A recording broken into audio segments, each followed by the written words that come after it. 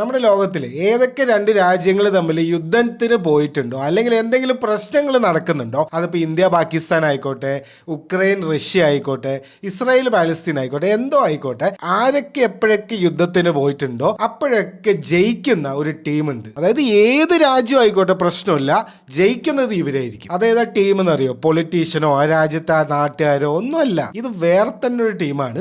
ഇവരിനെ വിളിക്കുന്ന പേരാണ് military industrial complex. Basically കുറെ മൾട്ടിനാഷണൽ കോർപ്പറേഷൻസ് ആണ് ഇതിന്റെ അണ്ടറിൽ വരുന്നത്. മനസ്സിലാക്കാൻ എളുപ്പത്തിൽ ഇന്ത്യ പാകിസ്ഥാൻ തന്നെ എടുക്കാം. നമ്മുടെ പെഹൽഗാമിൽ ടെററിസ്റ്റ് അറ്റാക്കിന് ശേഷം ഇന്ത്യൻ ഗവൺമെന്റ് എന്ത് ചെയ്തു എന്ന് നമ്മളൊന്ന് ജസ്റ്റ് നോക്കിക്കഴിഞ്ഞാൽ 26 റഫേൽ എയർക്രാഫ്റ്റ്സ് ഫ്രാൻസിൽ നിന്ന് മേടിക്കാനും അതുപോലെ ഈ നേവിക്ക് വേണ്ടിയിട്ട് അമേരിക്കയിൽ നിന്ന് കുറെ ടെക്നോളജി മേടിക്കാൻ 26 റഫേലിന് $7.6 ബില്യൺ ആണ് നമ്മൾ കൊടുക്കുന്നത്.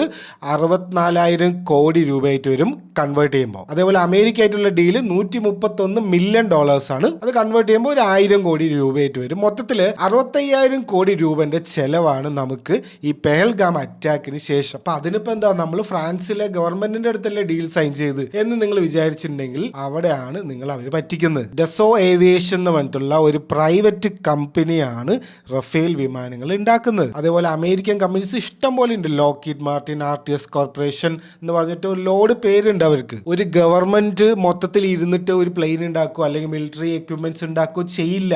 അവരെല്ലാം പ്രൈവറ്റൈസ്ഡ് ആണ്. അമേരിക്ക ഉക്രൈന് $1 ബില്യൺ കൊടുത്തു എന്നൊക്കെ പറയില്ലേ, ഇത് ചുമ്മാ പൈസ ആയിട്ട് കൊടുക്കുകയല്ല, എക്യുപ്മെന്റ്സ് ആയിട്ടാണ് കൊടുക്കുന്നത്. അമേരിക്കൻ ഗവൺമെന്റ് അമേരിക്കൻ കമ്പനീസിന് കൊടുക്കും, അത് ആ എക്യുപ്മെന്റ്സ് അവർ ഉക്രൈനിക്ക് എത്തിക്കും. ആർക്കാണ് അവിടെ ലാഭം? കമ്പനീസിന്. ഇനി മിലിറ്ററി ഇൻഡസ്ട്രിയൽ കോംപ്ലക്സ് ഡേഞ്ചറസ് ആണ്. അവർ കളി കളിക്കുന്നത് എങ്ങനെയാന്ന് വെച്ച് കഴിഞ്ഞാൽ, അതും ഒരു എക്സാമ്പിളോടെ പറഞ്ഞാൽ എളുപ്പം അത് മനസ്സിലാവും. നിങ്ങളൊരു ഹോസ്പിറ്റൽ ഓണറാന്ന് വിചാരിക്കുക, ക്യാൻസർ ചികിത്സിക്കുന്ന ഒരു ഹോസ്പിറ്റൽ ഓണർ. ഒരുത്തൻ രാവിലെ എനിക്ക് വന്ന് പറയാണ് ന്യൂസിൽ, ഞാനൊരു വാക്സിൻ കണ്ടുപിടിച്ചിട്ടുണ്ട് ക്യാൻസറിന്, നാളെ മുതൽ അത് മാർക്കറ്റിലെത്തും, മറ്റന്നാൾ മുതൽ ഇനി ക്യാൻസർ പേടിക്കണ്ട എന്ന് പറയാണ്. നിങ്ങളൊരു 1,000 കോടി മുടക്കിയിട്ടായിരിക്കും ഹോസ്പിറ്റൽ പണിത് വെച്ചിട്ടുണ്ടാവുക. അപ്പൊ സ്വാഭാവികമായിട്ടും നിങ്ങൾ എന്ത് ചെയ്യും? അയാളെ അങ്ങോട്ട് എന്താണ് ചെയ്യേണ്ടത് അത് ചെയ്യും. ഇപ്പൊ എല്ലാവർക്കും അസുഖം ഇല്ലാതെ എല്ലാവരും സമാധാനമായിട്ട് പോവുകയാണെങ്കിൽ ഇത്തരം കമ്പനികൾ എപ്പോൾ പൂട്ടിയെന്ന് ചോദിച്ചാൽ മതി. ഇവർക്ക് എന്ത് വേണം? എപ്പോഴും എന്തെങ്കിലുമൊക്കെ ഒരു പ്രശ്നം ഉണ്ടായിക്കൊണ്ടേ ഇരിക്കണം, എന്നാലല്ലേ ഇതൊക്കെ വിറ്റുപോളൂ. ഇല്ലെങ്കിൽ ഇതൊക്കെ ആര് മേടിക്കാനാണ്? സംഭവം പിടികിട്ടെന്ന് വിചാരിക്കുന്നു. ഇത്തരം ഇൻട്രസ്റ്റിംഗ് വീഡിയോസിന് വേണ്ടി ചാനൽ ഒന്ന് ഫോളോ ചെയ്തിട്ടോ.